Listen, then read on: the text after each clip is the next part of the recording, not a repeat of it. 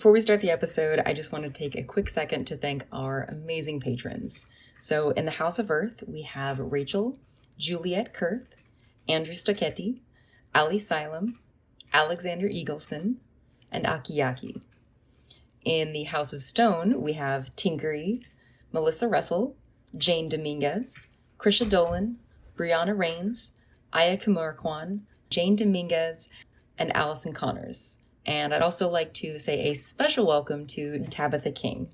And in the House of Flame, we have Val Langhua, Spaghetti Sandwich, Pokela, Natalie Curry, Leah Harvell, Katie Grant, J.S., Francie Dillon, Dirty Panda, Cynthia Johnson, Cheryl Eisenhower, Celeste Gantz, Amber Costley, Jade Smith, Haley Blackwell, and Birdie Tam. You guys are awesome. Honestly, some of y'all have been on this Patreon, on my Patreon, since I started almost, 3 years ago now. You guys are amazing. And for those of you who just recently joined, welcome. I'm so happy to have you. All right, on to the episode. Oh my gosh, she's connecting to audio. Oh my gosh, hello. Oh my God, Hi. calm down, Lindsay. Oh no. Sorry, I got Jesus super Christ. excited. Can you hear me? Yeah.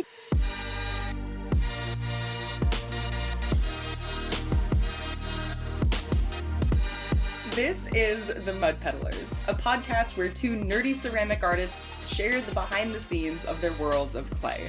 We are your hosts, Lindsey M Dillon. And I am Donte of Earth Nation. So this week on The Mud Peddlers, I am super stoked. We have a very special guest. We have Birdie Tam coming to us from Sweden. Birdie Tam, welcome to The Mud Peddlers. Thanks. Super happy to be here. A little bit nervous, as we discussed, but it's going to be a good time. It is. They're both okay. nervous, and I don't understand why. Well, because I think we kind of established in our messages going back and forth that's like we're both low-key fangirling right now over each other. Definitely. So it's just one of those vibes. So it's a good vibe for a podcast, I'd say. So I'm stoked. I hope that you dear listeners enjoy hearing our conversations. I guess just to kind of get started, tell us who you are and what kind of art you make. Yeah, so my name is Birdie, and I am a ceramic artist in Sweden, but I'm actually from California. So I'm actually grew up in California, grew up near the Bay Area, but I've been living in Sweden for about 6 years now. And in terms of art, I feel like a baby potter still compared to you two. But I really like making like cute art. So you may have seen some of my like sculptural planters or like incorporating some like wax resistant decals to my mugs to like make like little characters and stuff. I've seen those, and I do like those, especially the negative ones where it's like you cut out a thing, and then I assume you put wax resist on them and then put them against the cup, or you just put the image against the cup like a sticker type beat, and then you glaze the whole thing. Yeah. And then it comes out, and the negative is like an animal usually. Yeah. So I use I get a lot of questions about this actually. I use vinyl to do like the decals, but honestly, you can use like any type of sticker. I've tried everything. It works. Right. Yeah. As long as it sticks to the clay body and it doesn't let the glaze in, you're good to go, huh? Yeah, pretty much. Yeah. Okay. That makes sense. That's so cool.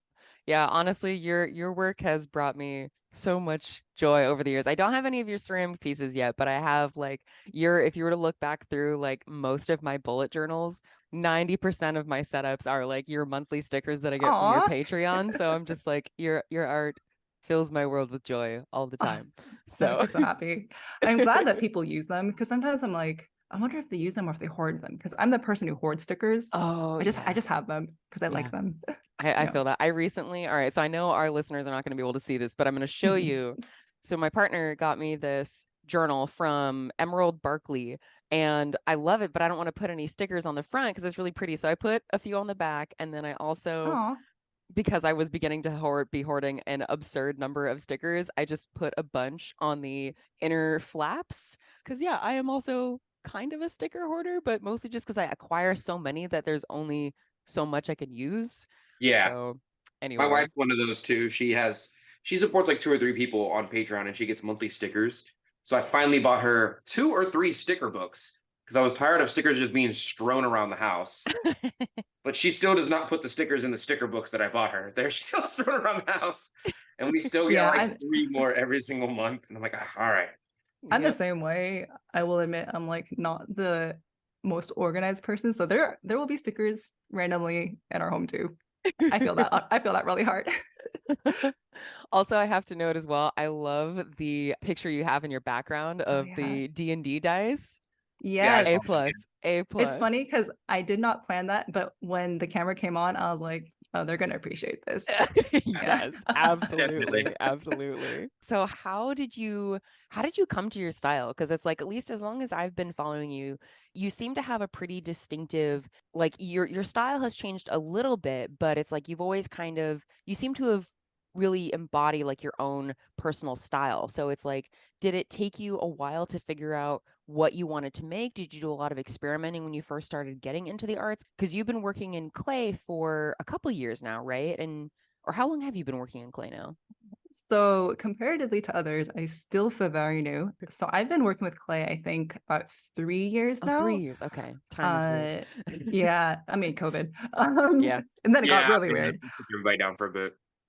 But prior to that, I did listen to the podcast with Avi, and I did the opposite of what she did. I left the games industry. But before Oh. that, I was working in games as an artist. So I do have like a background in art and illustration. So it's a bit hard to say like when my style was developed.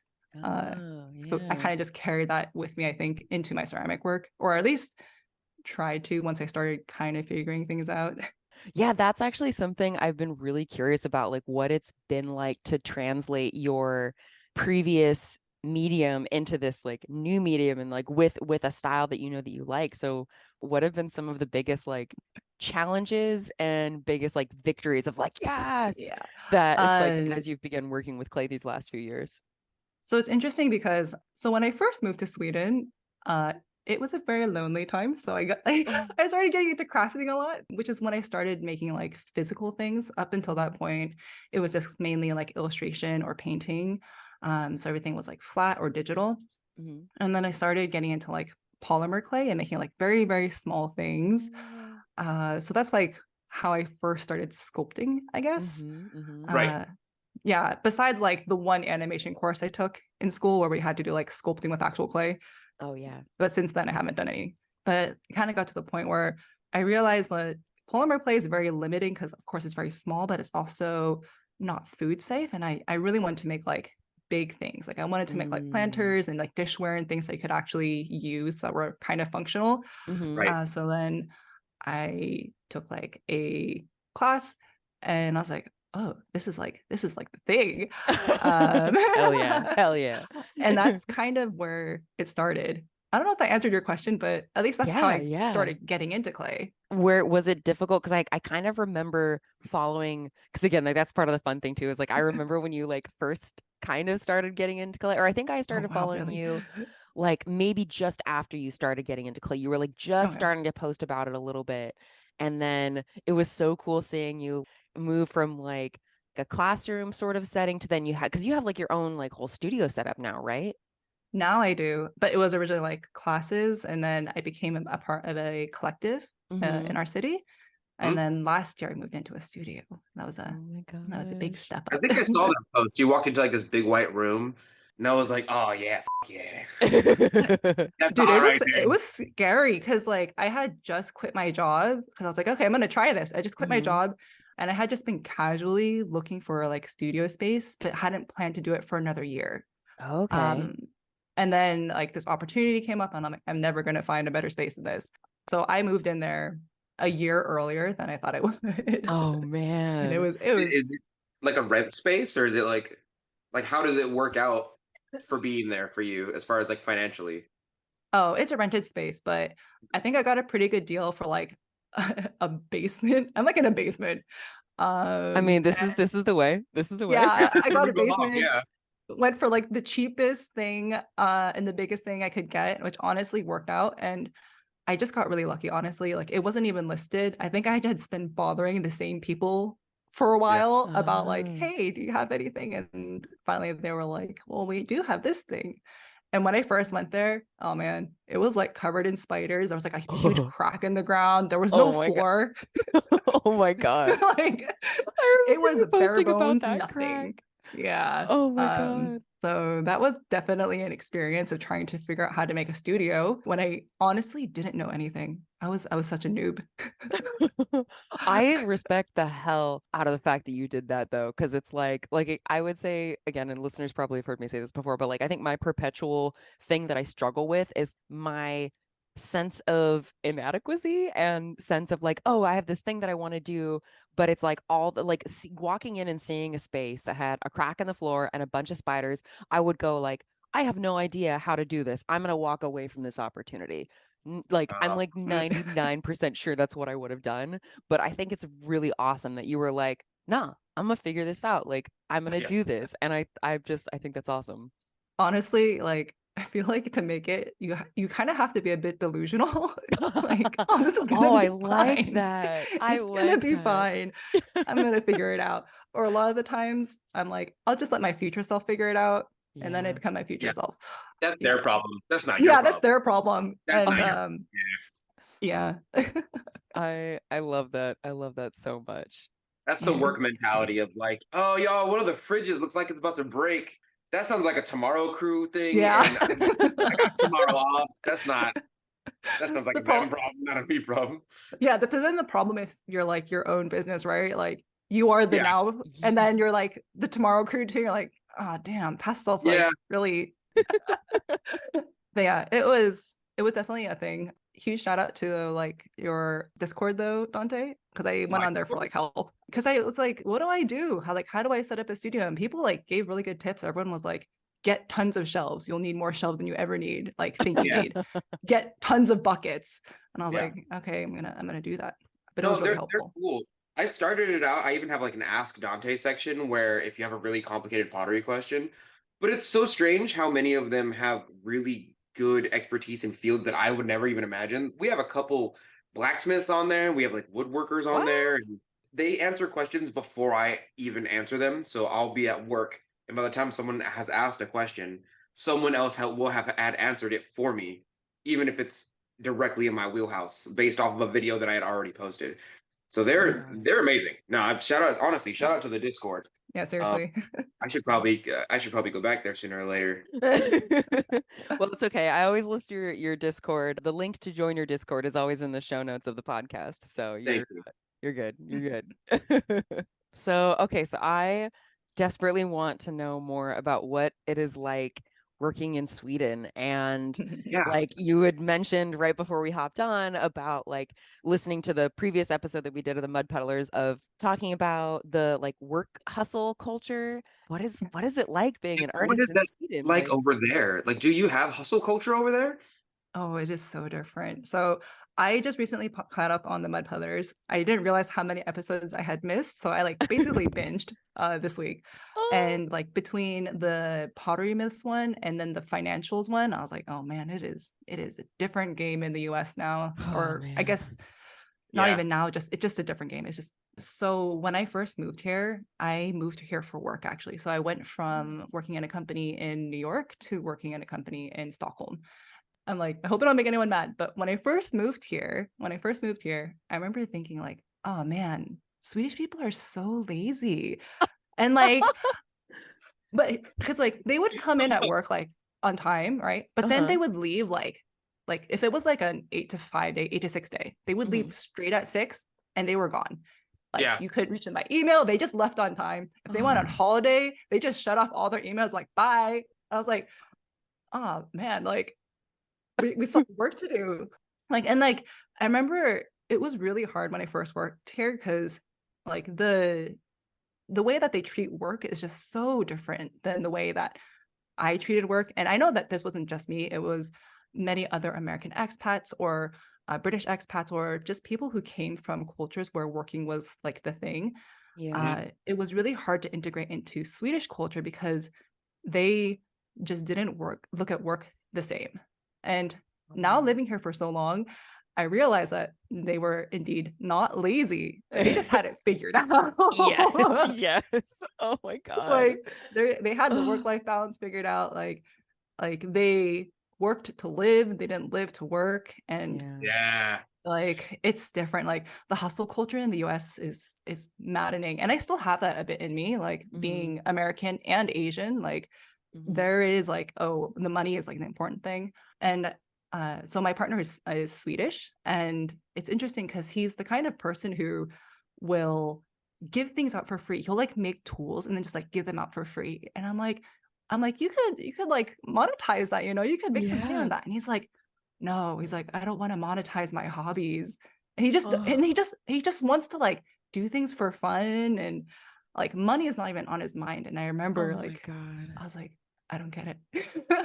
That's like, that's so hard to imagine, because like to be able to not have to take advantage of all of the money-making opportunities that are in your life, there has to be a baseline level, or at least this is my assumption, kind of how I think about it for my own life, is like there would have to be a baseline level of financial security that is really hard to imagine having, maybe just in the US. I don't know, but like again, like You're when right. You're right. Yeah. because like I don't know, I'm perpetually afraid of like being one health crisis away from being like homeless or poor, and being poor is practically a death sentence in this country, Yes. and like, or living long enough but then not having the finances to be taken care of in my old age, so I'm like in a filthy underfunded elderly care facility. This is where my anxiety brain goes. Like this is just like, so it's like, are there those same kinds of like insecurities? Because part of me wonders, like when I hear about Scandinavian culture and Scandinavian like approaches to the social safety net, part of me wonders, like, is that just yeah, there's gold paving the streets, is it one of those things, or it's like, how is that tangible? Like, how do you feel like as you've integrated into Swedish culture, like how have you observed that?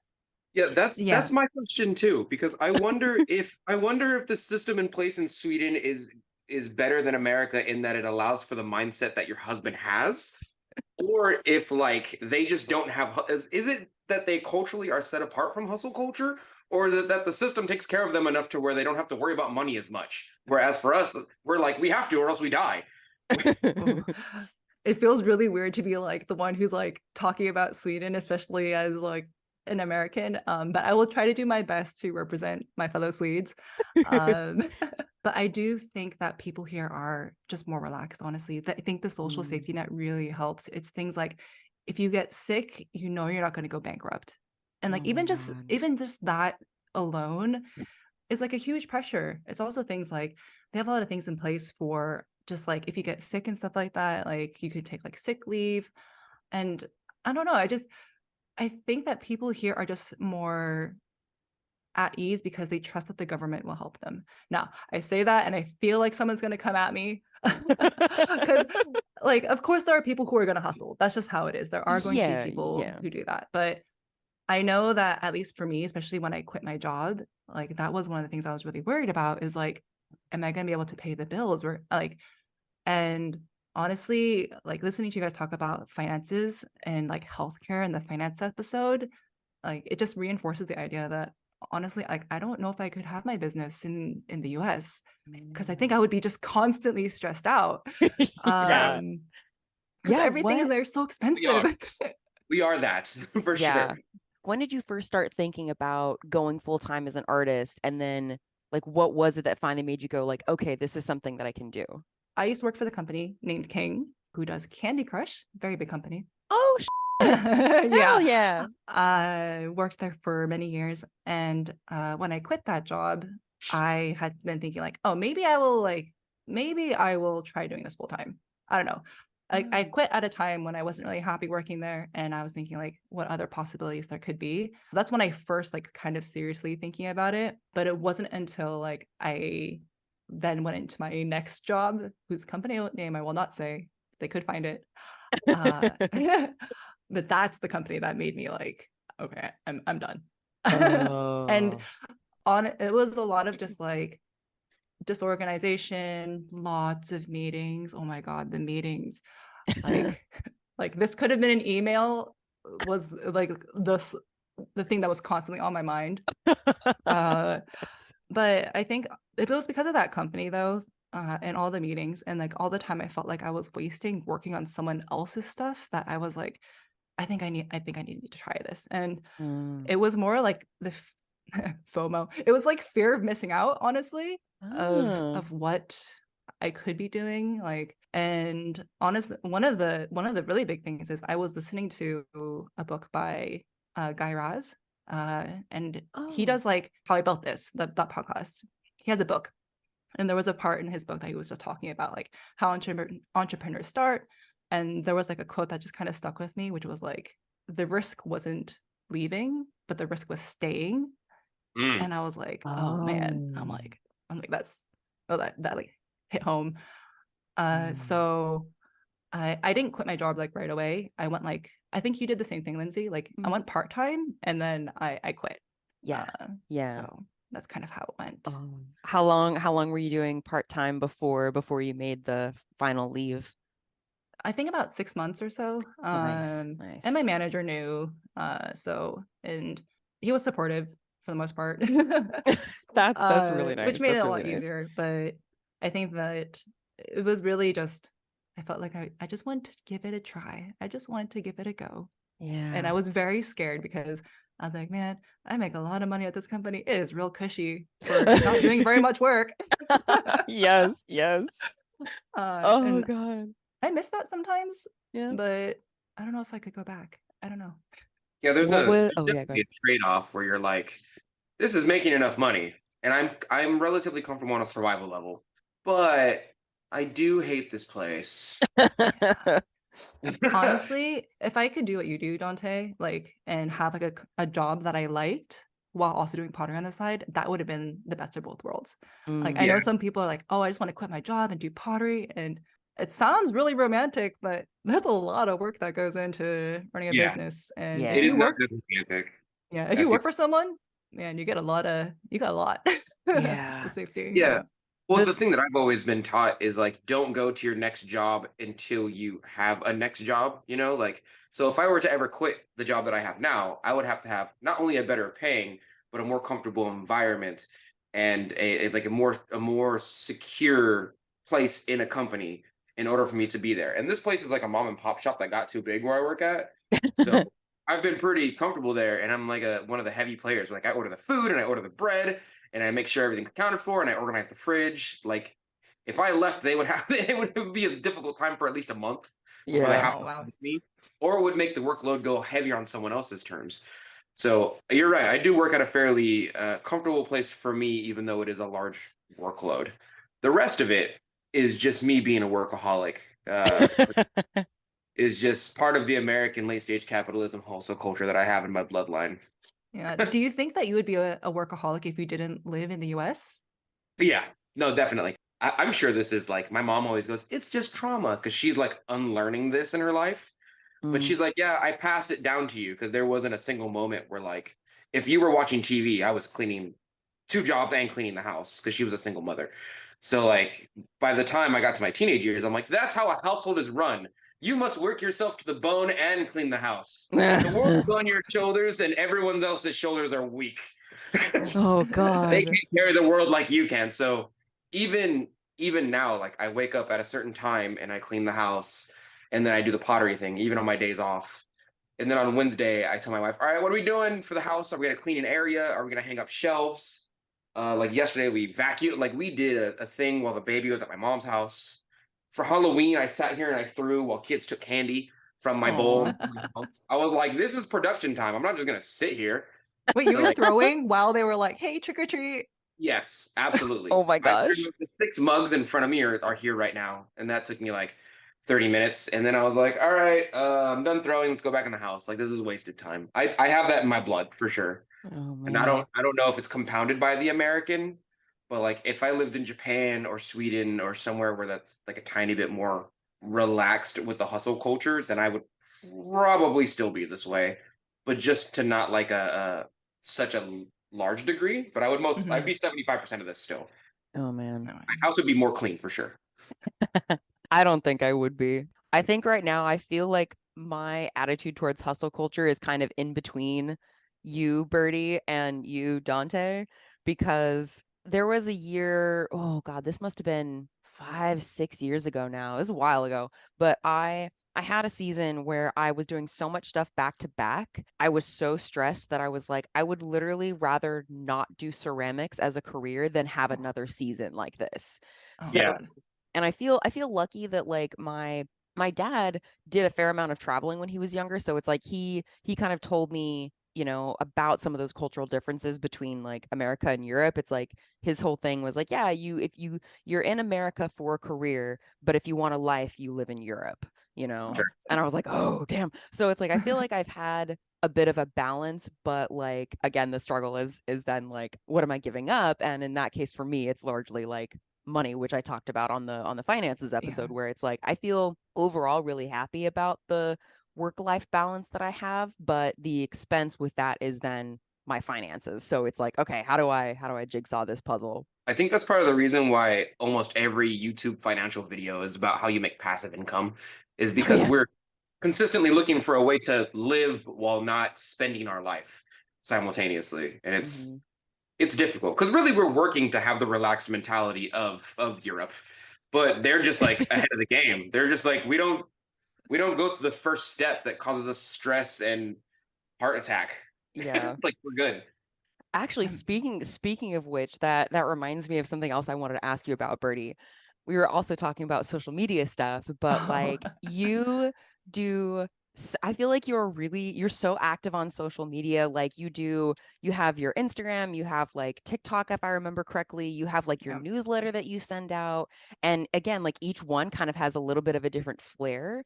So how do you navigate the time management for your social media, like keeping in mind this greater context of like wanting to keep that work-life balance? Because I feel like social media tasks are one of those things that, like, at least for my life, creeps up, and I don't realize how much time I've spent doing it until I am not doing it, and I'm like, oh, I have so much more time. Why do I have so much more time? Oh, but then I'm not answering messages and posting. And anyway, so how do you navigate that? I listened to the episode and I had so many thoughts. I was like, oh, I wish I Oh, could just talk to them right now. And I was like, oh, I look at I this. great timing. Yes, I want to hear Um, all of your thoughts about that.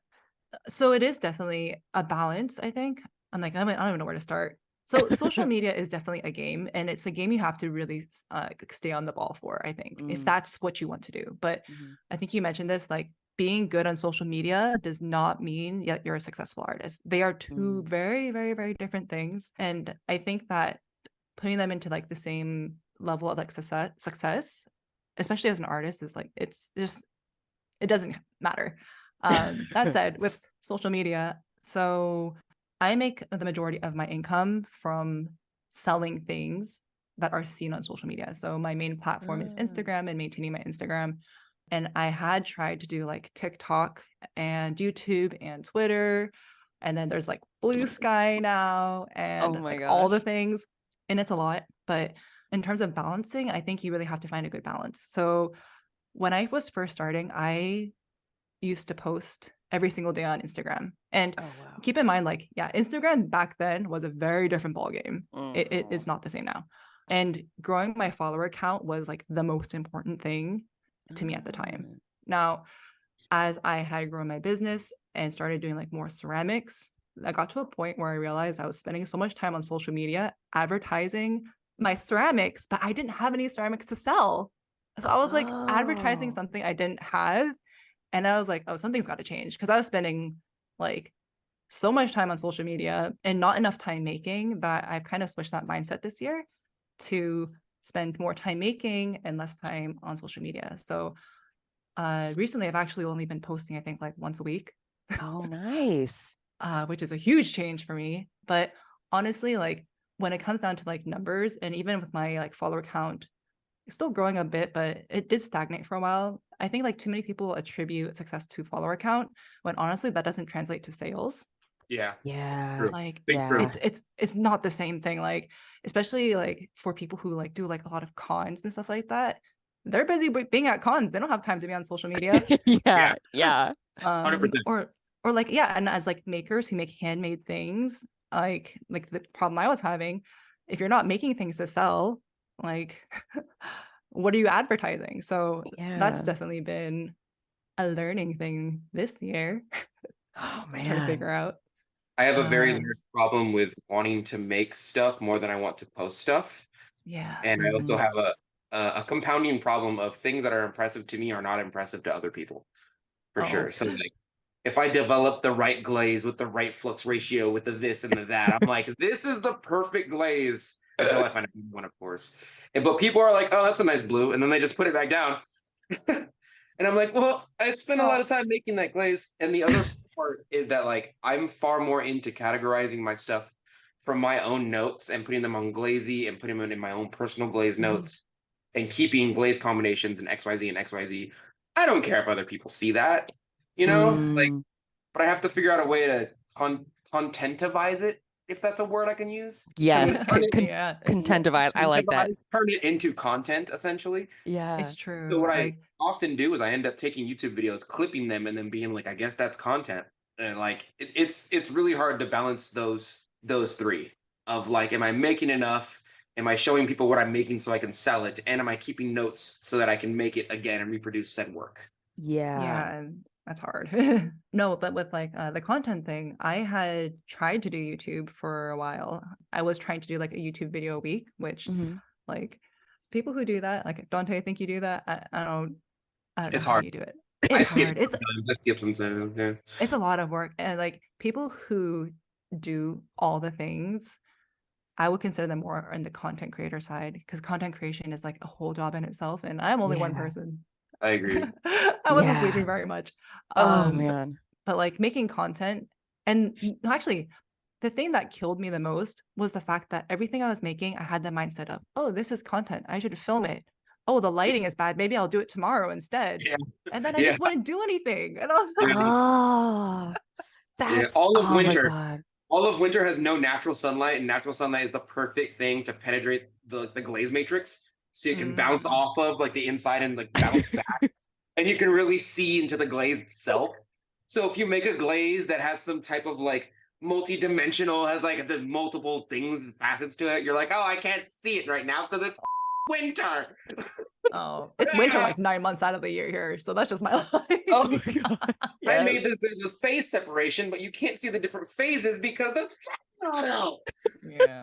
That separation between like being an artist and like a content creator, like also I like your mug. That's awesome. Oh, this is from Joe. This is Old Forge. Joe Thompson. Yeah. That's You can tell because it's got awesome. like the pinky holder part right there. Yeah, That's it's his got like the Yeah. fancy Yeah. Oh my God, handle. that's great. I thought it might be. I wasn't sure, but hell yeah. Shout I'm out to slowly Old Forge. collecting. Yeah, he's Oh, great. yeah. You should get him on here. We're actually low key want to, but I haven't reached out to him yet because I only We have were so many talking mental about it. spoons. But what's that? We were talking about it like a Yeah. couple weeks ago. Yeah, Oh, Joe, I'm gonna can you, laugh if he's listening to this. Old Forge, can you just like run up on us, please? Like run up my DMs. So that I don't have to have the nervous tics that come with being like, oh, hey, I know you don't know who I am, but my name's Donte, and Yeah, but the mental space that it takes up to do the content creation, like you were saying, like, oh, I should be filming this now or I'll film this tomorrow. Like, yeah, it takes up a lot of brain space.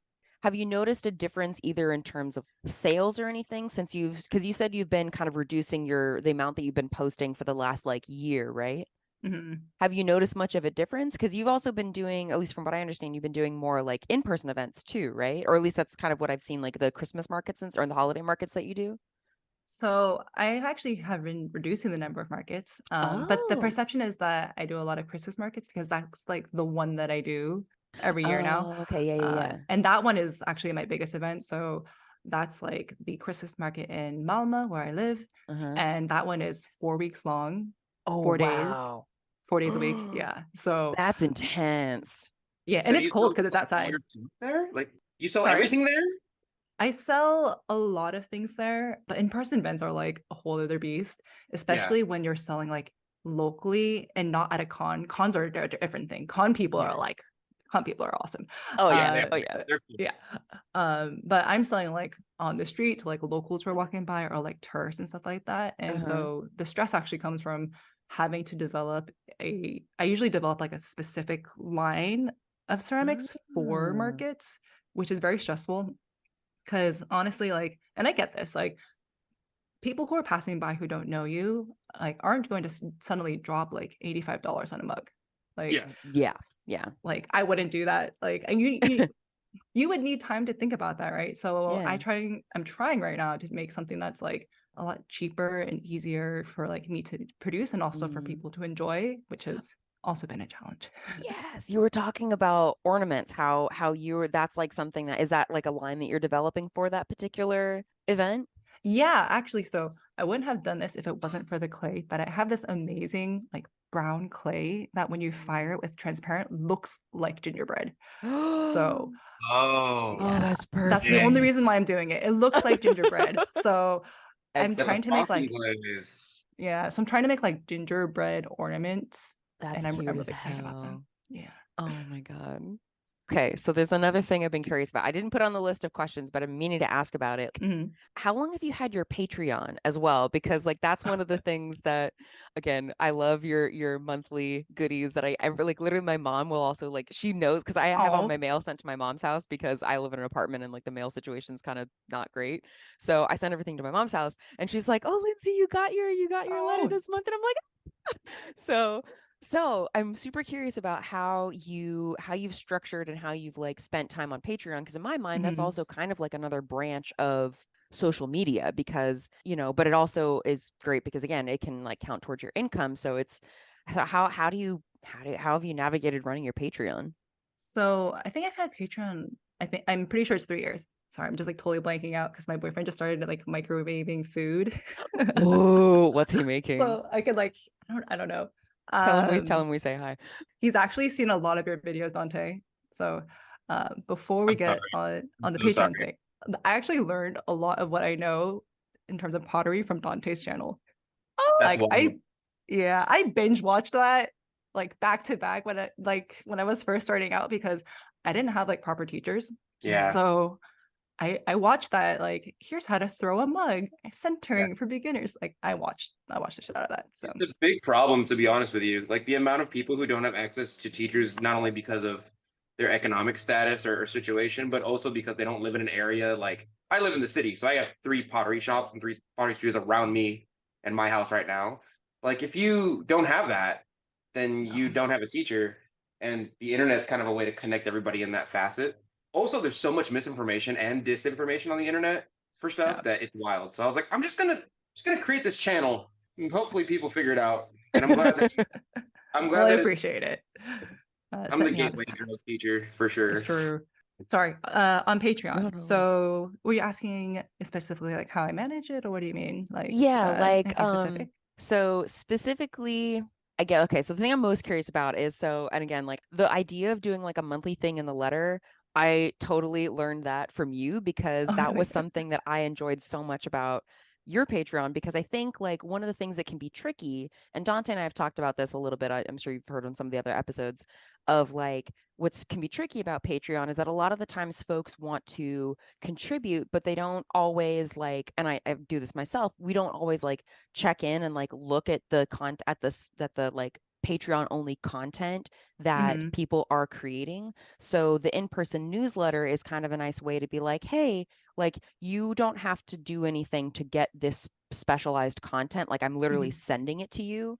But so what can be difficult is like how much exclusive content do you create, knowing that sometimes something like, for Dante, the videos that you used to make for your Patreon only people, you'd get like 4 views. I'm And so so it's bad. like it wasn't really worth the time. Yeah. So like I guess that's what I'm curious about is how do you balance creating Patreon only content with making it worth your while, I guess, for that time. I, Right. I guess that's what I'm the most curious about.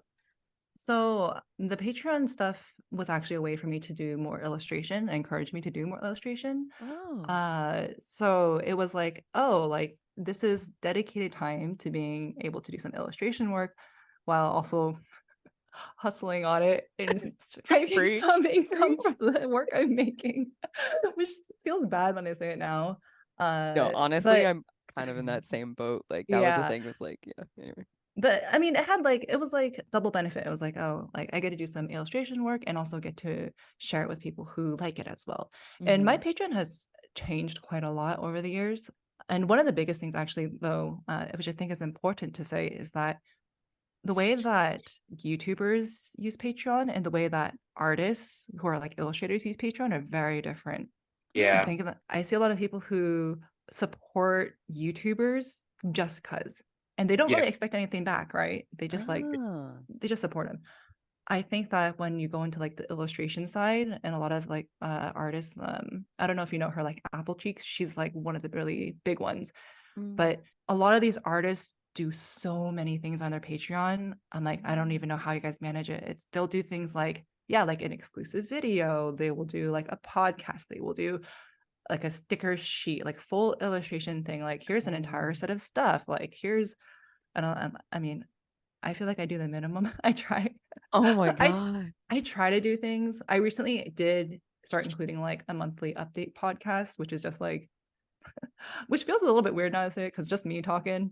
No, But that's kind of nice though. I don't I know. mean, it's like a little catch up thing, and that's where I talk about like a lot of the behind the scenes stuff. Then other things I also share, like in terms of exclusive content, is usually the things I'm working on like 6 months in advance. So those are things that Ah, don't show up anywhere else. And those are yeah. like very long-term projects that I show on there. Mhm. And then like the last thing I do is like a digital download now, which is like a new thing I've started to do. Which Oh, the digital nice. download is like kind of fun because I can like design some like paper crafts and stuff. But I try to like not put too much work into it. I say that, but it still takes me a fair amount of work each month. Each month. So Yeah. yeah. Yeah, I was gonna say, like, because like having a podcast and everything like that in and of itself, because that's something that Donte and I do for ours is like Mhm. and it's kind of more recent, but we do the night peddlers, and that's like it's one of those things where it's like you think that it's like, oh, it's just like a quick thing, we'd be talking anyway, but then when you actually think about like, oh, but you still gotta like upload it and like transfer the files, and it's like all these like little Mhm. things that end up adding more time. Yeah. Yeah. It's always like that. Like, oh, Yeah. so it's It's gonna fun take me to like create, 30 and then minutes. when I have to put it out, I'm like, I don't put it out. Yeah. No, I feel It's that. fun to make, like babies.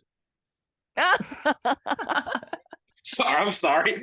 I love my daughter. I promise. I love the crap out of my daughter. That's Oh, a we know you do. It's that's an so untrue cute. statement from multiple ends, but yeah, you're kind of right though. Like I love developing glazes, but then when I finally flesh out a glaze and I figure out like its theoretical expansion rate, and then I figure out whether it goes on brown clay or white clay best, and then I figure out what gravity it goes on or how many milliliters of water I got to add to it or whatever.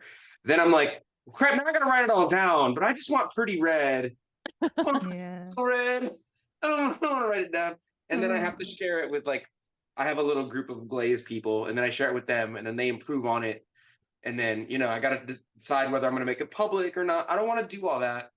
I just want to make the content, man. But I don't want to like edit it and then release it to the 5 people who Yeah. care about it. Yeah, that was like a hard thing though, because like when you make exclusive content, I always wonder like how many people are really looking at this? Because Yeah. I don't know. Like the stats are not good on Patreon. You can't really It like tells see me it. on Patreon, and like it's no one. Yeah. Well, for the videos it shows you, for the podcast, like it doesn't. Like I think you have to sign up for something through like Acast, which is like associated with Patreon. I can't Oh. remember exactly because I emailed the Patreon folks and I was like, hey, so like I need to know if people are actually listening to this exclusive podcast that I'm doing. And they were like, yeah, we don't really have that, but you can kind of do this thing over here. So I can't remember exactly what it was, but Yeah. but like figuring out if, as Donte always says, if the juice is worth the squeeze, I feel like Sure. is a perpetual thing with Patreon. But that's really interesting, that distinction that you make between like the YouTube side of, or like how YouTubers use Patreon and then how artists use Patreon. And especially since you kind of do both. I don't know, like because with YouTube as well, like I remember you took a bit of a break and then you started doing it again, but like are you feeling like it's still something that you want to do, but maybe just every now and then? I had huge goals to do YouTube again. It's not happening. I just don't have time. Yeah. I actually have like all the footage from, I don't know if you saw it. I made a whale planter that my cat broke. Did you see that? Yes, Yeah. yes. I Oh didn't even God. release the video yet until my cat destroyed it. Oh God. But I just don't have time right now. And I feel like people who do YouTube, and again, like Donte, I don't know how you do it, but people who do YouTube, I would put them in the content creator category. Like That- they are focused on content creation. And What I generally do, and this Sorry. is kind of how I've been doing it, is that I will, like, a kiln load is worth at least 10 to 15 pieces of content. And if I'm not getting 3 videos out of a kiln load, then that's a failure, not a failure of a kiln load, but it's like one level of my kiln is dedicated to like glaze reviews, right? And then I also have to make what I call glaze proofs, which is me taking a before and after of the glaze, which I've started doing. They're kind of like miniature glaze reviews. And then I also have to make sure I make videos of me crafting stuff because I am a teaching channel technically. I can't just be like a look at pretty glaze channel. It's like all those 3 things go into that kiln. And so every block of content is essentially a kiln load. And then hopefully that takes me a month of work. And then the next month, I'm essentially planning a month ahead, realistically. So I have like 4 videos I could release.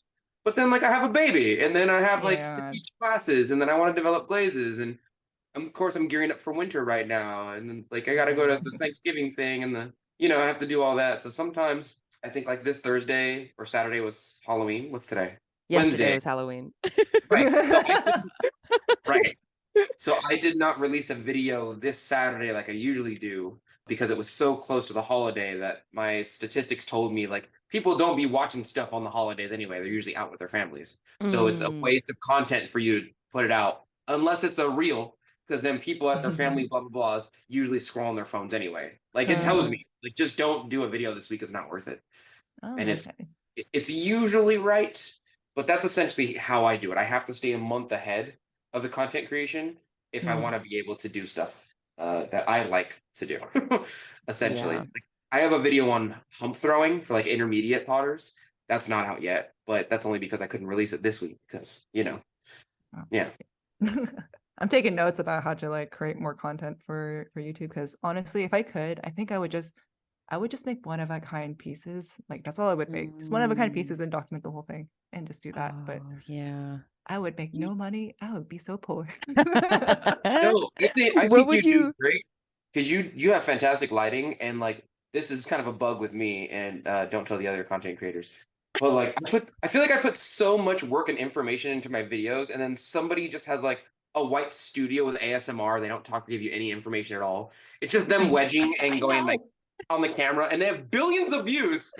I know. And then I look at their work, and I'm like, what do you make? You haven't made anything. You just that's why it's content creation versus like content creation is its own thing. Anyway, yeah, sorry, Birdie. No, it's true though. I'm like, why don't I just do that? I should just do that.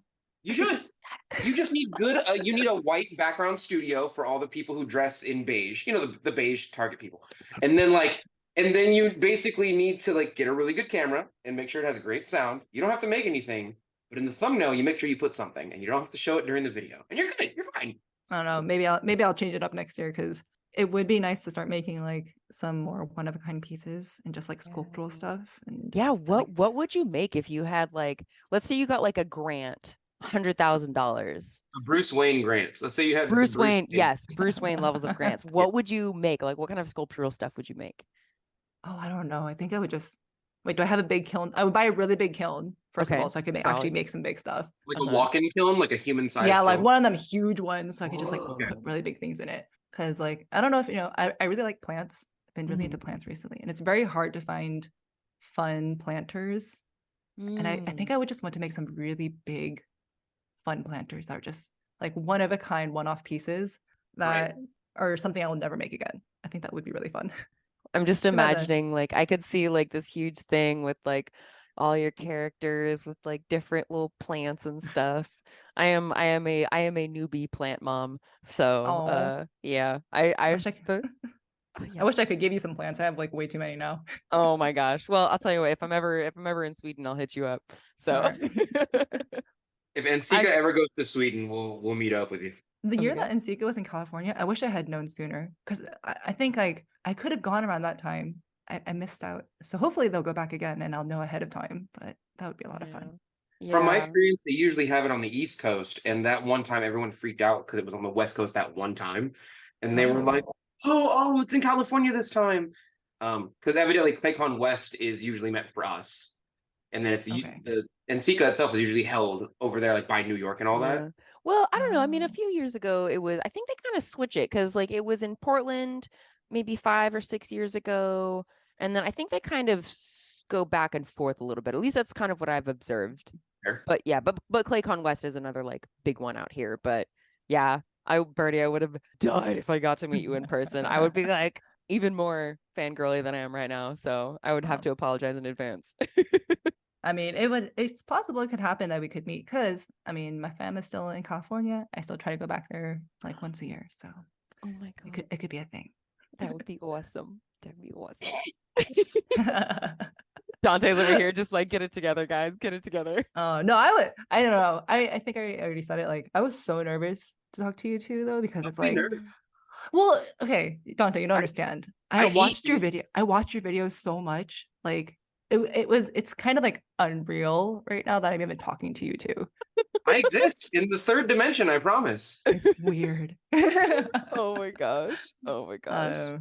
I honestly was like feeling that way because like I feel like I've learned so much from you again about just honestly it's just like so much like content creation stuff. And it has genuinely been so much fun watching you first of all how quickly your skills develop, like from when you like first started kind of exploring clay and then like looking at the stuff you're making out. I'm just like, look at Birdie go. Like it's so awesome to see. But you're really good on social media. Like I struggle to post once or twice a week. And I remember seeing you on TikTok and Instagram reels every day. Oh, sorry. Like a month. No, it's a good thing. It's a good thing. No, I didn't hate it or anything. I liked it, but I was like, damn, this is all I see right now. It was like it was you and I forgot it was another person, but she glizzes her stuff halfway and then she puts like skulls. I mean, I wish I could get back into that. Like honestly, just making content and stuff, but it's kind of like what you were saying though, is that for me, like content doesn't make me very much money. Like I have like one YouTube video that was bringing me in like $100 a month, which is like living out its life now. It's getting to its end. But like in Europe, we never got paid for reels. I never got a cent for a reel. No. Oh man. We have a lot of rules. Like honestly though, like I mean Instagram stopped doing that anyway, which is kind of because it seemed very much like, oh, they recognize the threat that TikTok was and they're like, we have to get our content creators to do the same thing or our platform's going to die. And so they paid us for a little while to do it. And then they're like, cool, we're good now. We're going to stop paying you, which is like, ah. So I think in some ways it was a poisoned apple of a payment, I would say. So I mean, money is money. That would have been nice, but that's true. I feel like if you're going to do any video platform though, like YouTube is the one to do. Like honestly, when it comes to social media, the one I wish I could do is YouTube. I think YouTube is like the best one. They pay you the most money. It's like searchable, which is Instagram's worst fault. You can't find anything on Instagram. Yeah. It's just hard. That's about it. Like YouTube just requires you to basically learn how to edit even on an amateur level. And then like realistically speaking, the largest amount of money that you get on YouTube is basically making content for like kids. But like my sector is like usually you are an older person with enough money to get into ceramics if you are doing ceramics in the first place, or it's like school. People in school are looking up how to center and whatnot. But like the kid YouTube era, like toy reviews go crazy. To the point where they had to start putting regulations on it because they ask you every time you upload a video, is this for children? And if it's not, and you say it is, because they realize that monetizing to children is way easier and better, they just anything, you know. You get way more views, but they will ding you. They will fine you a large amount if you're advertising to kids and it's not for kids. No, I was gonna say it's actually illegal to advertise to kids in Sweden. There are no At all? kids ads. Wow. Yeah. That's amazing. Like I don't think you can advertise for kids' toys and stuff. Oh I hate that we have all of our cigarette ads in every flipping 7-Eleven or whatever, like at child height. I hate it. Oh, yeah. What the heck? Yeah. What? What should our listeners look for you? Like what, like in the next like few months, what are you working on that we could point our listeners to? Right now I'm doing my holiday push. So I got like my socks in and stuff like that, which I'm very excited about that. And doing the last of the pottery thing. So also trying out some new things for the market, which has been a really big headache because I had to change clay. And I've been crying. It's been very stressful trying to change the clay in the holiday season. Why did you change your clay? They were out of my clay. They were sold out. Okay. Can you tell me the company? Can you say that? Is that a thing you could do? I mean, Can you we tell have me different what? companies here though. We Okay. have like totally different clays. Like I hear you guys talk about B mix all the time, like the Oh, butt yeah. clay. I'm like, I Oh, want to yeah. try the butt clay. But we don't have that. But it's like a local clay. I don't want to throw them under the bus, Okay. but That's fair. Yeah, that's fair. basically they were sold out in like the whole country. I looked Wow. everywhere. And it's also partly my fault for not ordering it sooner. Yeah, that was a big boo-boo. So I had to get different clay. Oh my gosh. Yeah, it was Oh, stressful. It's okay though. I got it today, so we're good. oh, We're good now. good. Oh my gosh. Yeah. Those kind of last minute nightmare scenarios, like last year when my kiln died, I was like, oh no. Oh no. So I do have I, elements though. I Oh, learned. Yeah. nice. Yeah. That's good. I That's wish there good. was a newsletter for companies and like their clays and glazes. Like when a company, because like the Laguna company sometimes has to change pits and whatnot for Mhm. their clays, and then everyone notices like, hey, this is a little bit of off color from what we usually use. But the company's not coming out and being like, hey guys, we ran out of XYZ, so we're using this substitute, so it might look a little different. You Oh, really have to like be in there to know what's going on in the company. yeah, I And wish. I wish the companies would just come out and be like, hey, just let you know, it's off white instead of white this time. And people like Yeah. me, Lindsay, and you who are really into the clay itself are like, this has been working for years. Why is it not working anymore? It's Mhm. probably because the chemical change feels different. And then, there's no newsletter for them. They need a Patreon. They need a I Patreon. I wish I knew that like all those nuances when I first started, because I remember when I was getting into clay and people were like, there were like these two brothers at my collective who were super experienced. And I remember them being Mm. like, yeah, if you buy like pre-made glaze, it could be really good one time and really, really the next time because Yeah. it could just be kind of different. And I was like, oh, okay. Like, what am I getting myself into here? They Oh knew my what was up. They gosh. knew. They knew, yeah, that was definitely like mind blowing. But yeah, like I love working with different kinds of clay, but having a studio now means Mhm. like handling just one kind of clay is already enough. Yeah. And then like throwing in other colors like red and white clay. I don't know how you do it because right now we have like the red clay for the gingerbreads and Uh-huh. it's staining everything. I'm like, Yeah. Yes. The Oh my iron is God. up there, man. Yeah. I'm like, Oh, I know. yeah. It's such a hassle, like keeping everything separate and not having it like mix. Yeah. Oh my Red iron Honestly, oxide by itself is insane. what's that? Red iron oxide by itself, which is usually like makes iron, which makes clay brown and whatnot, and Mhm. like your red glazes, is wild. I remember one time I was mixing up a red glaze and my garage was open because I want access to the hose. And my neighbor was like, hey, Donte. And I pull out my two hands that are dripping with red iron oxide. And he's like, are you okay? He doesn't know. And it just looks like my hands are covered in blood, Yeah. realistically. Mhm. And I'm like, no, it's just iron. He goes, why are you messing with iron in your garage? And I was like, just don't worry about it, Mike. He's got it under control, Mike. It's all I good. got it. It's all But good. it stains everything. Everything. Yeah. Oh, Yeah, wow. that's what we're experiencing at the moment because that's the only red clay in the studio I have right now. I haven't even thrown with it on the wheel yet. Even though I love this, I love throwing with this clay. It's amazing. But I haven't put it on my wheel because I'm like, I don't want to have to clean it. I'm lazy. I don't want to clean it. Oh, me too. Yeah. Me too. I clean it every Oh. time because I don't want to clean it like a mass cleanup later on. Yeah. Mhm, And that, mhm. but I just got over. I have like 20 pounds of redstone left, and I'm waiting for the day I don't have to use it anymore because I don't want to. I'm done with it. I No, had like give it to 100. me. I'll buy it off of you. I Oh, love will give you redstone. take some. this moment. I'll give you some for sure. Also, and this is just me nerding out. I'm so sorry. Like the difference in between the glazes in and the glaze chemistry in between different clay bodies. Like here's a white glaze, right? Mhm. This is just like but like here's a red clay body. It's the same exact Yeah. glaze, It's crazy. right? Crazy. So But crazy. people don't think about that ever. And for the audio listeners, I'm showing the same PCF glaze on like two different things. But people don't realize like, oh, why did my glaze change? And I'm using a different clay body. I'm like, it's the iron, bro. The iron. Yeah. So much iron in that clay body. It's changing the chemistry of the glaze itself. Really, not really, but kind of. It's weird because when I first started getting into ceramics, I didn't know anything about glaze. No one told me anything. Oh, Like, man. I wish I had been able to take the class that you're teaching right now, Dante, because then I would be at least, a little Yeah. bit aware. Right. But I remember when I was first starting out, one of those brothers I mentioned, I was talking about like, oh, like I want to learn how to like mix my own glazes so I can like start doing that. And he's like, yeah, okay. So he like taught me how to mix glazes, and that was really, really nice of him. Nice. Yeah. And then he was like, oh, you should get I think it was John Britt's mid-fire glazes, Yeah. like the cone 6 one. I'm like, yeah. he's like, you should get that and read it. And I'm like, okay. So I got it. I started reading this book. I had no idea what it was saying. It had Yeah. like God. I don't know if you guys realize this, but ceramics has so much niche like vocabulary in it. A single sentence made 0 sense to me. And I'm like, what am I even doing?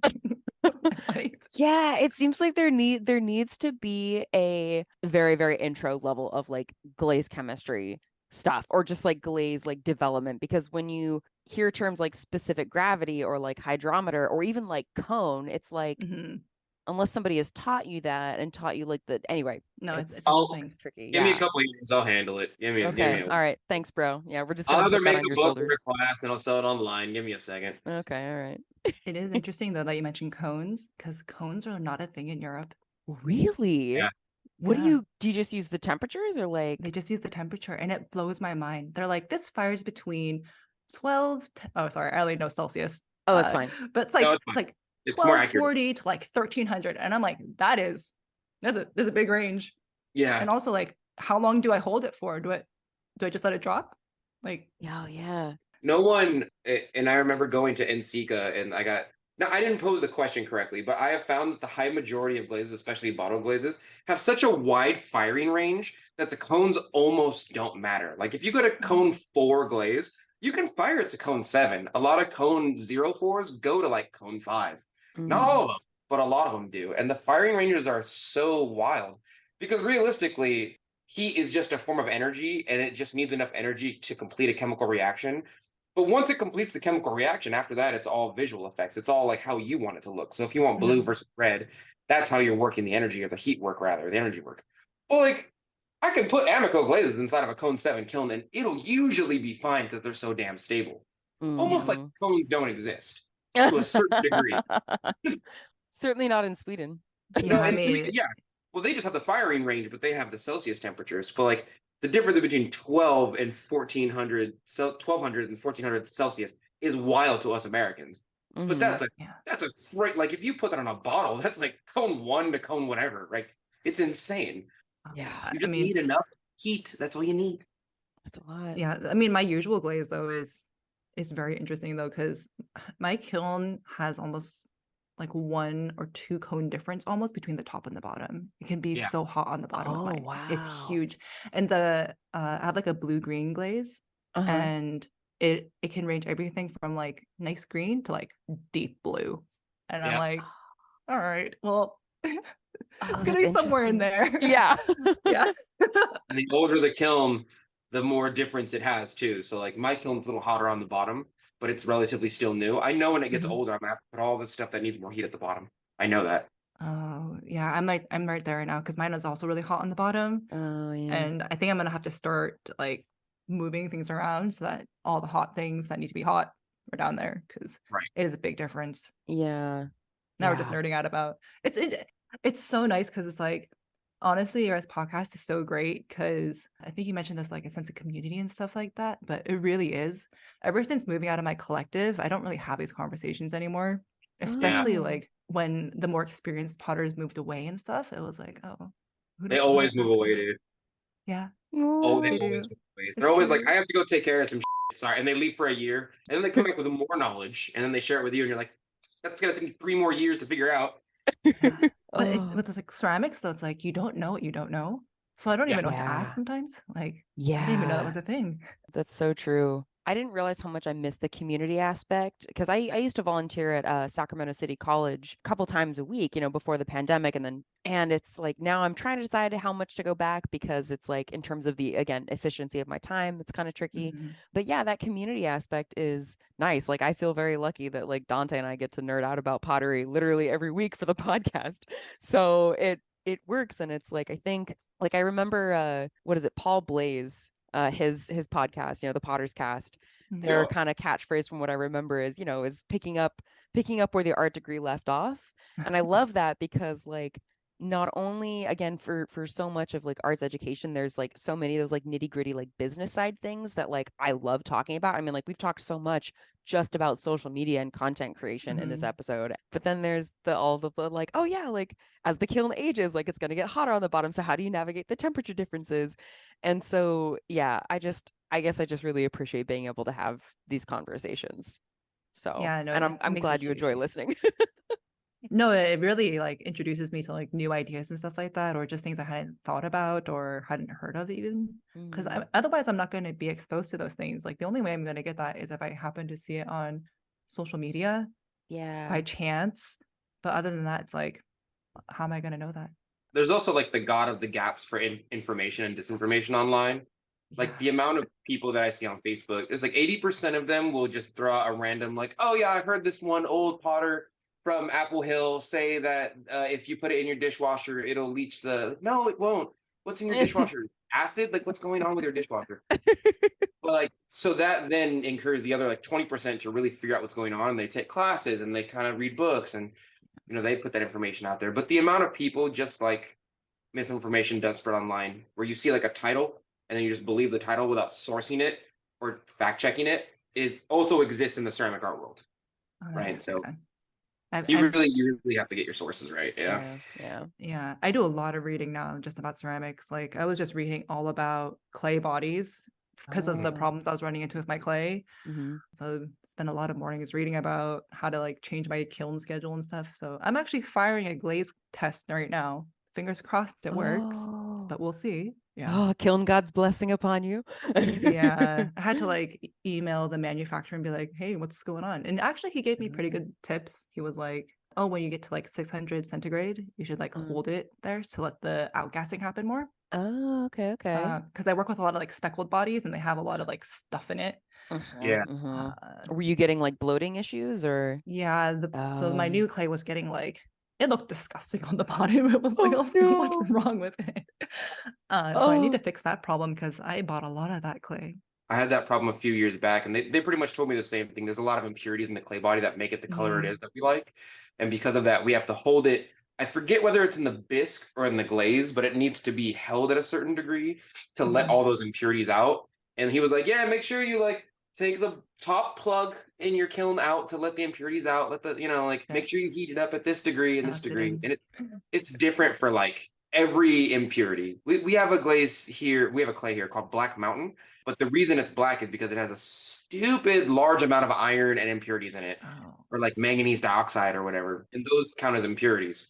So like we have to treat that clay super special to get it to stay dark, essentially. Yeah, and then not bloat. I know Natasha from Tasha Throws Raw was last time we got together, she was telling me, or they were telling me all about that because that's like the clay body, or I can't remember if it's that specific clay body, but anyway, they were running into issues of bloating. So it's like, I was like, oh, thank you for sharing that information because like, again, like I want to start working more with like different clay bodies. I know it's such a hassle with like cleaning and everything, but I just love, I don't know, like, okay. That reminds me, in this, even though you are in a country where there's so much more safety nets and the hustle culture is different, like how do you balance your like business side, like I gotta make a certain like level of income with like keeping your creative like juices alive? Like where do you go to like stoke those fires? It's hard, honestly.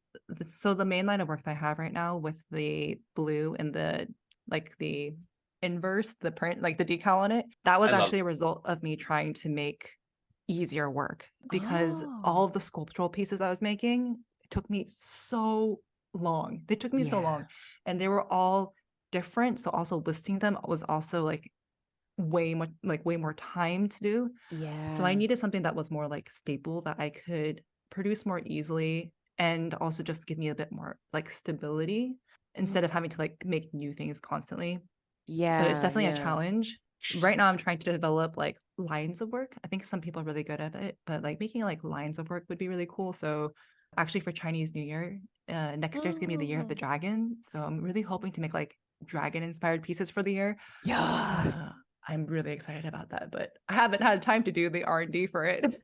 So hopefully we'll get there. But it's really hard, I think. I think that it's really important to have pieces that you just make for yourself. So I actually have a line of like dragon planters that I haven't sold. Oh, And I almost don't even share them on social media because every time you share something on social media, people expect to be able to buy it and it stresses me out. yeah. They'll ask like, "Oh, when is this going to be on for sale?" And I'm like, And I'm like, "Uh, never. yeah, yeah." But it's definitely a challenge. But I do feel like, and this is where the imposter syndrome really comes in, though, because even though my social media shows a lot of my ceramics and I Mhm. showcase the process of making my ceramics, I would say that honestly, more than 50% of my income does not come from ceramics. It comes from the other things. Oh, that's interesting. Yeah. So like what is the other like the other things? Like are those the what makes up that? Because that I love knowing that. Like that's super interesting to me. So like what is that other half Yeah. that the So income I, that makes up for? yeah, I feel like the outsider actually within the ceramics community because most Oh. ceramists I know don't have like quote unquote merch or other kinds of things. Mhm. Yeah. Yeah, and honestly, like a lot of the income that I make is not from ceramics because ceramics takes me so much time to make. It's very Yeah. slow. Yeah. But the other things I make are everything from like stickers to like notebooks. I make pins, earrings, but like socks are also like really like one of the most popular things I've ever made, which is very surprising. Oh. But I think I did the numbers for 2022 because I think like Joe and like not work related do this. They do like a year in review, and I was going to do it, Oh. but I never finished it. Uh-huh. But I think when I checked last year, 70% of my revenue did not come from ceramics. That honestly, like that, in my mind though, That like makes sense. that makes you ahead of the game because Yeah. I Oh, think one of the biggest issues that like I'm in this critique group with another like group of small artists, and one of them is specifically an art, like she's an art coach, mhm. and she's always talking about finding ways to leverage what you already have. And I think that model makes a lot of sense because when you think about how many ceramic pieces you would have to make Yeah. to hit that same financial benchmark, it's like you'd have to hire assistants or drive yourself into the ground because otherwise, I mean, it's just not sustainable. So No, it's like not. I'm trying to work up to the point where you are because there's only so much I can do and I don't want to go the whole road. Not that I'm throwing shade on Hammerly for this, but like because I respect his business model, that's just not the business model that I want to go towards. Mhm. So I can hear like why the imposter syndrome would be there, but I'm here to tell you that I'm like where you are is where I am trying to be. And that's wild to me to hear that because like feel like I don't belong. Oh man, come into the uh, club. Come into the club. I if oh in whatever capacity I have to invite you into the club, I am sending that invitation right now. So yeah. Like the thing with handmade stuff though is that you truly are limited by your time. Like I can Yeah. only throw a mug this fast. I can only make the kiln go this fast. There is yeah. an actual physical limit to how much you can make unless you are Mhm. selling pieces for like hundreds and hundreds of dollars each, which you can Yeah. do. That is Yeah. that is a way you could do it. But I'm not there. I don't know if I will ever be that kind of gallery type artist. Hmm.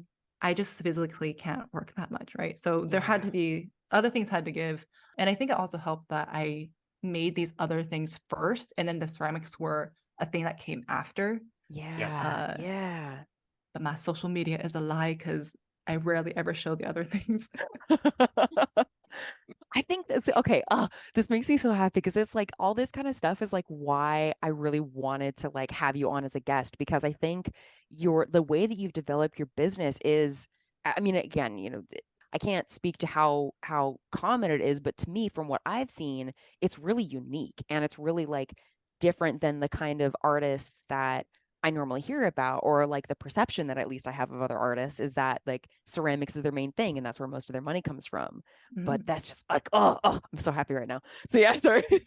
Yeah. No, I mean, I think the only other person I had who's kind of was also doing this is like I can't remember how to say her name. It's like Ave Riviera. Oh You had her on yes. the podcast. Yes, yes. Yeah. Oh my Yeah. gosh. She does stickers and she also does merch too. And I remember talking to her Yes. about it too because I was like, how do you do it? And she's like, it's a balance. But she was also doing that. And I was like, so it can be done. Yes. Yeah. Yes.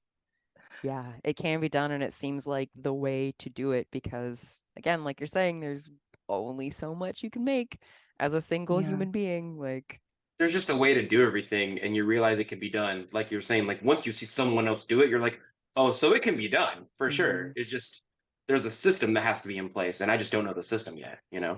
Yeah, I think the other thing also is you have to decide if that's what you want to do too, because like you mentioned like Kurt Hammerly, but the person I'm thinking of is, and hope he's okay with this, but like Callahan Ceramics. Do you remember? Oh, yes. I don't know. Yeah, yeah, Maybe you want yeah. to leave his name out. I don't know if it's like a sensitive thing, but he had a huge business, and I remember he just suddenly one day was like, I don't want to do this anymore. He sold everything. I don't know if you two Wow. followed that story at all. No. I remember like I followed him, You but again, didn't? the algorithm only shows so much, so I wasn't aware Right. of that. So two people I really admired are Kurt Hammerly and Callahan Ceramics because of just the way that I was like, because at the time I was like, oh, that's like what I want to do. I want to like grow to those levels. Uh-huh. And like I think Kurt Hammerly was recently on like Wheel Talk talking about that. Oh, yeah, yeah, yeah. And that was, you should listen to it.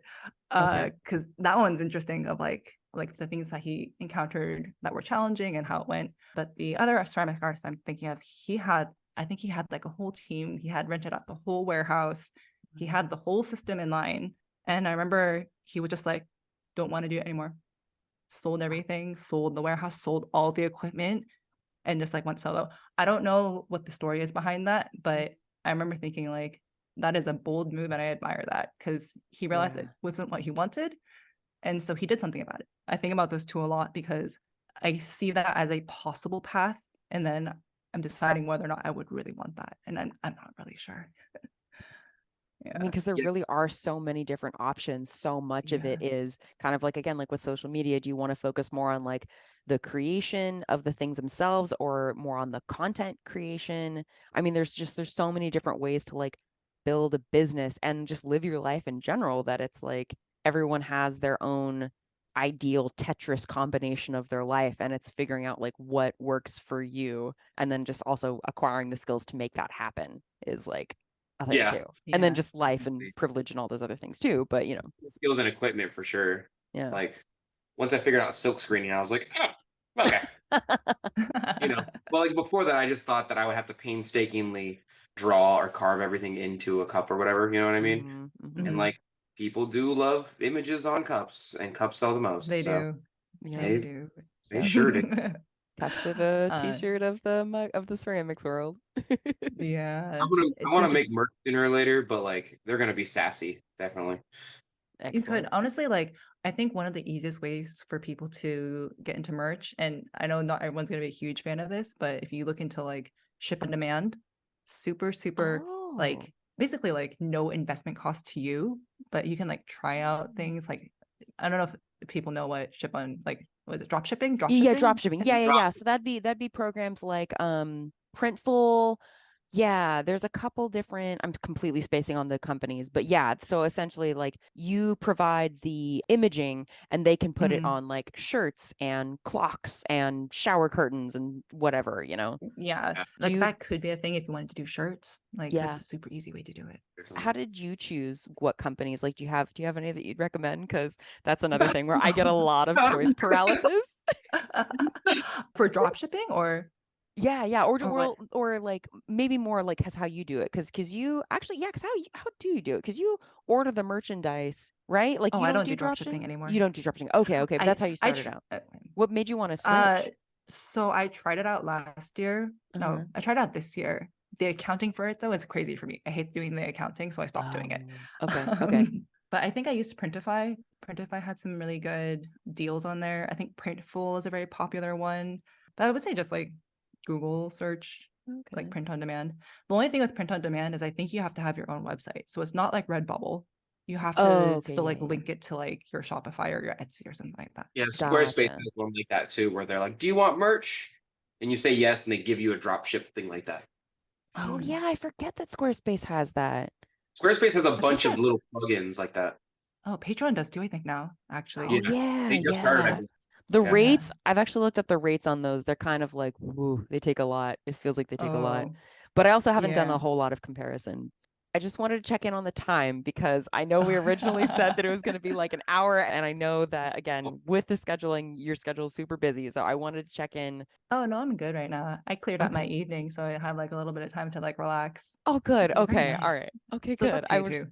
Time's not real. Time is not Yeah, real. All What the is days your make up. schedule like for like when in the holiday rush? Like, what does a normal day look like for you? Oh, like right now. Yeah. I'm a little bit sad to share it. Right now, it's pretty crazy. So I knew that this would happen, but living it is very different than expecting it. At the moment, it's very busy. So today I was up at 7. I worked on admin stuff. So admin things are things like preparing my newsletter, Oh, nice. doing like all my website stuff. And that was probably like 3 hours in the morning. And then I went straight to the studio. And then today, I have an assistant that I hired for help because Oh, because nice. holidays are crazy. Yeah, which has been super helpful. Otherwise, I'd be working nonstop. Oh God. Uh, What yeah, tasks but do you have them doing? Because I always kind of wondered, like with assistants, like how do you navigate that? I've been trying to figure that out. So the benefit is that she has ceramics experience. So Mm, I found somebody who had ceramics experience and who was flexible because clay things kind of, it's mhm. not dry enough yet. Like Yeah. that's how clay be. Uh, But the main reason I hired somebody was to help with shipping stuff during the holiday season because it just takes up so much time. yeah. So today, for example, both me and her were shipping stuff the entire day. But if I'm not doing that, then it's probably like doing things just like throwing anything in the whole like line of ceramic stuff. I will probably do for maybe like 4 hours in the studio, 5 hours in the studio. And then I usually reach my limit. And if it's not the holiday season, that's the end. If it Okay. is the holiday season, it's things like managing more marketing stuff and social media and like just preparing merch and stuff. So I still assemble a lot of things by hand, like my pins and my earrings. So I'm like sitting Oh, here like yeah. with my, I want to say tweezers, but pliers. Oh yeah. Like fixing stuff. But yeah, right now during the holiday season, it's pretty bad. It's about like 12 hours a day on average. Yeah. But I try to make time always for my friends whenever like, people like want to hang out and stuff like that. I have like a thing I'm always going to say yes now because I can always work more and I just want to spend time with my like, people I like. For sure. Yeah, that makes sense. Yeah. I mean, not It's me. a bit crazy. Yes. Yeah, no, definitely not for you, Dante. Impossible. No. I got like, well, no, not because of the workload. I just have like 3 or 4 people that I'm like, I will drop everything to go hang out with you, and everything But else. that's all I'm just, you need though. Like, Yeah. like they're just also Okay. busy. So like my best friend's name is Howie. I get to have like a pancake breakfast with him like once every 2 months. We have to like schedule, and then I will cook like eggs, potatoes, Oh, that's so pancakes, nice. whatever breakfast, whatever he wants. And I Mm, get to like experiment on the new food items I've learned at like work or through my own skills. And then, but I hang out with him like once every 2 months because he's also hella busy. So mm. Yeah. I guess I That's say what- yes too, but if my friend is like, "Let's go party on Halloween," I'm like, "No." Oh, I don't know if I would do that either, but Yeah. like I feel like as adults though, that's just how it is. Everyone's just Yeah. busy, Yeah. It's also especially when they get definitely kids. I was just gonna say that. Yeah, It's crazy. sorry. Some of our no. I Your mean, like, shirt says baby on it even. Oh yeah. I know. Okay. Full disclosure. I have to show you the shirt now. So, but baby is the name of the car from the show Supernatural. Oh. So that's what they call their car is baby. I got my tubes tied in the spring. No babies will be coming out of me. Oh, So nice. but yeah, no, it's true. Like I mean, Donte, you just, had your daughter, what, a year ago. I've got like Yeah, 2 or 3 other friends who have started. And again, they're still like little, they're still like toddler age. So it's not like we're doing like big kindergarten age, crazy gatherings with a bunch of kids around. Mhm. But it's definitely, changing it. Like last night going out for Halloween, it's not even like we were like unsing, but it was like, oh man, like we're actually all able to like gather here, which we haven't done as a group in a while because just things are busy and lots of extended family, and so it's yeah, it's hard. No, it is hard. It's just everyone's always busy. So if someone has time to hang out, I try always now to make a point of being like, yeah, let's do it. Oh, that's nice. Do you have Those like guys, set they- schedule hours that you have are like as in like these are the hours that I have available for social stuff if someone asks, or is it the kind of thing where it's like even if it was during a normal work hours you'd be like, okay, yeah, like let's go grab coffee for an hour, like Well, most of my friends have normal jobs. oh So nice. so they don't really have time to hang out midday. That's good. Uh, Okay. I do have one friend who does have more time, so I'm trying to hang out more with them. But no, I don't have like set times because the one thing about being your own boss and having flexible hours is that there's no start and there's no end. So it doesn't really matter. It's interesting being on the other side now because you're like, oh, I want to be my own boss. It's gonna be so nice. I'm gonna sit in a cafe and draw. And like I Yeah. never do that. I'm Yeah. gonna sit in Starbucks and look beautiful while strangers stare at me and I write my new play. Like, Is that your no, dream, Dante? Is that what you want to do? that's exactly what I want to do. I see it. I want to tap on the table twice, and then an angry barista comes up to me and refills my iced latte. I don't even want to speak to him. I just want a little tap tap, and they're like, "Yes, sir," but Starbucks only. Oh, fancy. Yeah. No, I don't like latte. I want to sit in a fancy international hotel that does English tea service on the bottom floor lobby level. And I want to sit and come up with new merch designs. If I could have somebody like poke me on the shoulder, like if I was super Batman Bruce Wayne rich and I could just work my life away and level my daughter and wife, right? And I had an assistant that came up to me and told me what time I need to take care of bodily functions, that would be great. Like if he tapped me on the shoulder and was like, "Sir, it's time to eat. You have not eaten in 6 hours. Your metabolism is slowing," because of course that's his accent. I'd be like, "Oh, thank you." Right? Yes. And then like, they wake up in the morning and they're like, "Sir, it's time to run a mile and do push-ups." I'd be like, "Oh, okay, yeah, no problem." Oh, man. But like everything else I want to do myself. I just want someone to remind me that I have to keep up this dystopian temple of a body. Oh man, exercise is. I used to be really into exercising. Like, I used to like exercise a lot to an unhealthy level. I think that's just fallen off the wagon now. But Yes, that's really important though. People don't tell you how much your body hurts all the time doing ceramics. I think that is the one thing that has kept me, like, I'm not great with exercising at all. Like, basically the only things that would keep me exercising is like, oh, I got to get in shape for this cosplay that I'm going to do. Oh, And that was like the only motivator. But during COVID and, we didn't have conventions for so long, so I really fell out of the habit. But I do stretch every night and I am very that's so glad good. for that because I think compared to what I hear a lot of people talk about with like back pain and stuff, I feel like overall I seem to have less than other folks. I'm not sure if that's genetic or I'm not sure if that's because of the stretching or what, but I'm grateful for it because like ceramics, like, and again, that comes back to like the overall sustainability of working in ceramics because it does take a toll on your body and you got to find a way to take care of it. No, it's true. And actually, that's one of the big reasons why I wanted to switch clay. Oh, really? Because I don't know if it was a bad batch. I'm going to test out the new one I just got, but the clay that I was working with was very difficult to work with. It needed to be wedged a lot and like watered down basically because it was so difficult to work with. So I wanted to switch because like I was thinking like long term, I'm like, I cannot do this. My body's just going to fall apart. I can't. It's a thing. Our corporeal forms are challenging, Yeah. I did carry down 150 kilos of clay though from the delivery. So oh my God. and that wasn't so bad. So getting a little bit of exercise in at least. Oh yeah. It wasn't that much. It was fine. You ever wedge so hard you're like, "That's my cardio." Yeah. Oh, yeah. Yeah. I used to have to wedge like so much clay because of my clay problem. I had to like learn how to spiral wedge, which I'm still not very good at. Just like doing that for like an hour. It's very tiring. God, yeah. I definitely count like wedging a lot as cardio because your heart gets going. It's a full body no, it's thing. true. Like, yeah. Oh my God. If there's any like 20-year-olds listen to this right now, they're like, "What are you talking about?" I'm just like fit all the time. I'm like, "You bastard." I just got to that point where I was like, I want to wedge 20 pounds of clay at a time. And I'm like, "Ooh, this is kind of hard now. I don't remember that being this hard. Yeah. I'm getting weak. Oh no." Yeah. No, it's a thing. Like I also have a lot of wrist issues just from working in tech for so long. Like I have really bad carpal tunnel. Oh, that sucks. So well, actually, one of the things I do often is I do like slam wedging, which no one ever talks about. Yeah. Oh, yeah. But slam wedging, if you have wrist problems, is like the way to go.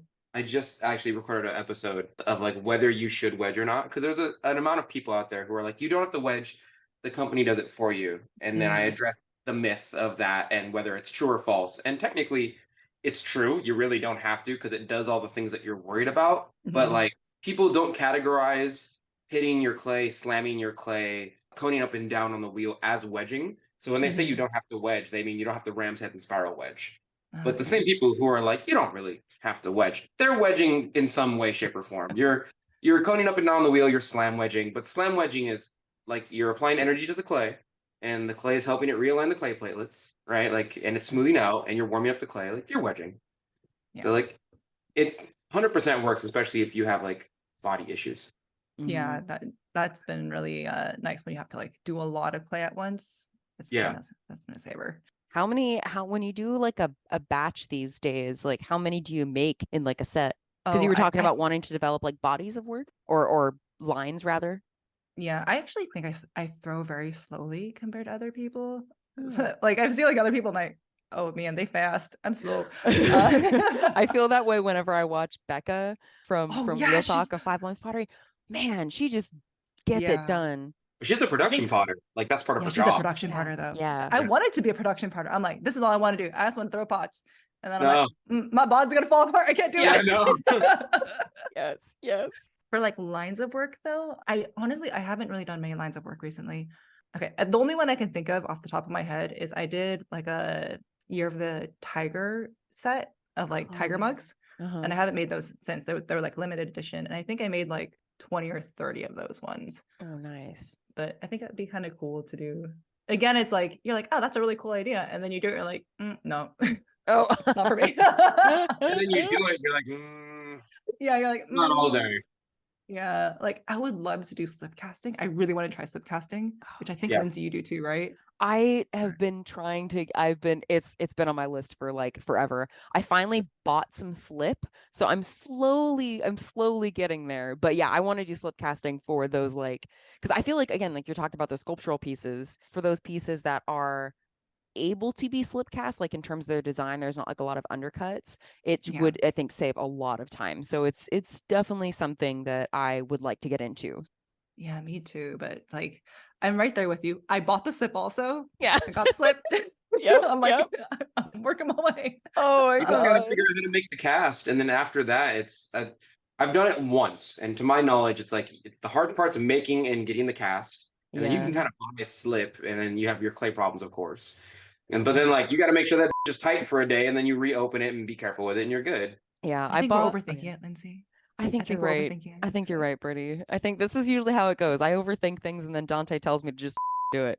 Just Nike that shit, you know? Because you're gonna learn what you shouldn't do. Yeah. If you do it and you do it wrong, your brain goes, okay, just don't do that one part again. That's the part that messed up, you know. Yeah, I think for me, it's so much of it is like the R&D time, like the research and development time is like, yeah, I would love to get into slip casting. I know that it's going to take a certain amount of time. It's going to take a certain amount of time away from other things that I know I need to do. So it's like figuring out, again, how to Tetris my like timetable so that I can still make progress on the thing that I want to learn how to do while also keeping up with the production goals that I set for myself.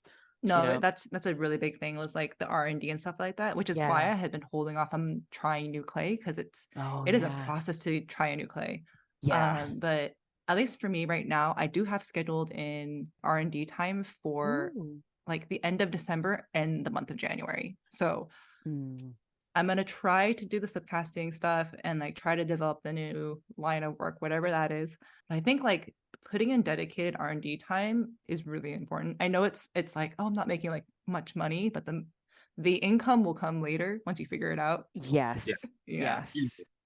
Oh my gosh. Well, knowing that you're putting in that R&D time in January is gonna inspire me to Yeah, we should do the it. same We should just thing. be like, hey, you made your slip cast today. Oh And my like, God, yes, can we do that? I feel like that would be really helpful because I think a little part of me is like, oh no, you have to commit to it now, but we I should know, do me it. too, me too. We really should. We really should, Birdie, because We should do yeah, it. yeah, okay. We could be each other's like accountability people. Although I actually okay, so the biggest first thing that I have to do is I have to get more plaster because it took me too long to go through my 50-pound bag. So Mhm. I lost like 15 pounds of plaster because like enough moisture had gotten into it that it wasn't setting right. That can happen. Apparently that can happen. Yes. I I've mean, heard yeah. of it happening, but yeah. Don't say that. I just bought a whole bunch of plaster. It's just been sitting. Okay, just as long, okay, I literally had this bag of plaster for like 2.5 years. Okay. So as long as you go through it before then, I think you're gonna be fine. Okay. But yeah.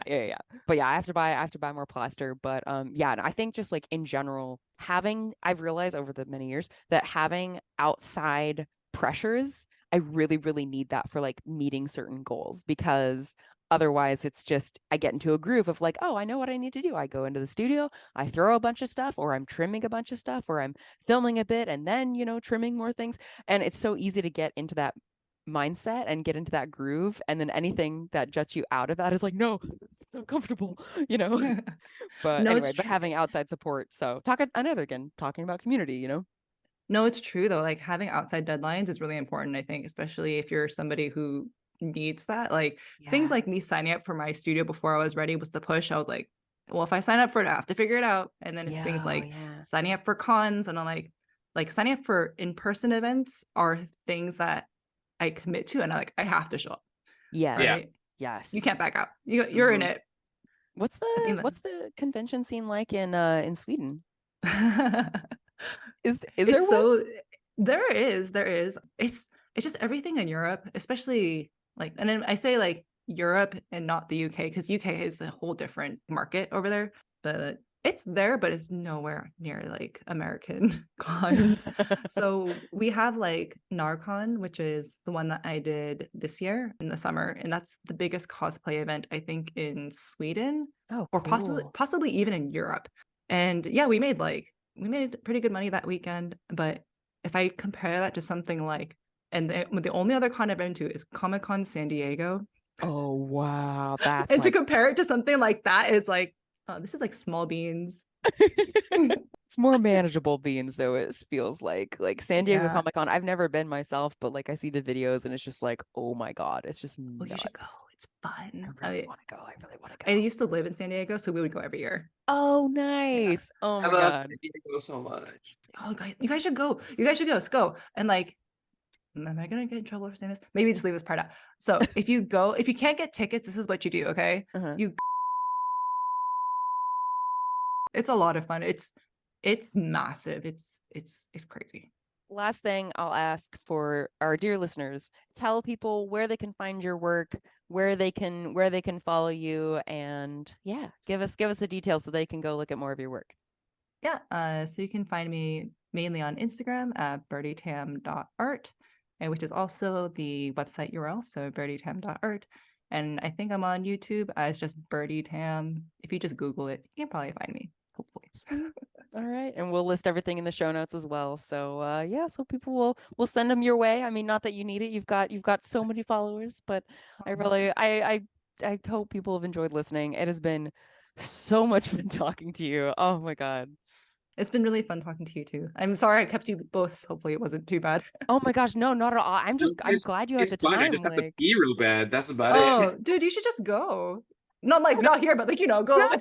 No, I mean, no, it's fine. I mean, I should probably like eat and pee, and yeah, no, you're fine. This is great talking to you. all right. Well, Birdie, we will catch you later. Thank you again so much for taking this time to chat with us. It's been such a blast. Yeah, it's been Yeah, thank super you. fun. It's honestly like I really needed just like a break, and it is really nice to just talk to some other people just about pottery things because Yeah.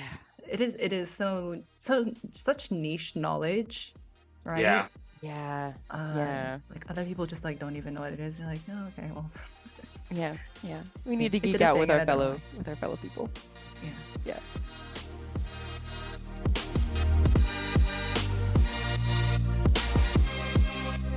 And And that's it for today. Thank you so much for joining us for this episode of The Mud Peddlers. We would love to hear from you, so if you want to share your thoughts about the episodes or just see what Donte and I are working on in our studios, come say hi. You can find links to my social media at lindseymdillon.com. That's LINDSEY, M as in monster, DILLON.com. And you can visit my pottery shop or see what I'm working on at earthnationceramics.com. And you can find me all over social media at Earth Nation Ceramics. It's spelled exactly how you think it's spelled. And if you want to support the show, hear some bonus episodes, and see some behind the scenes of my work, you can support me and the show at patreon.com/Lindsey M Dillon. Thank you so much for listening, and we will see you next time.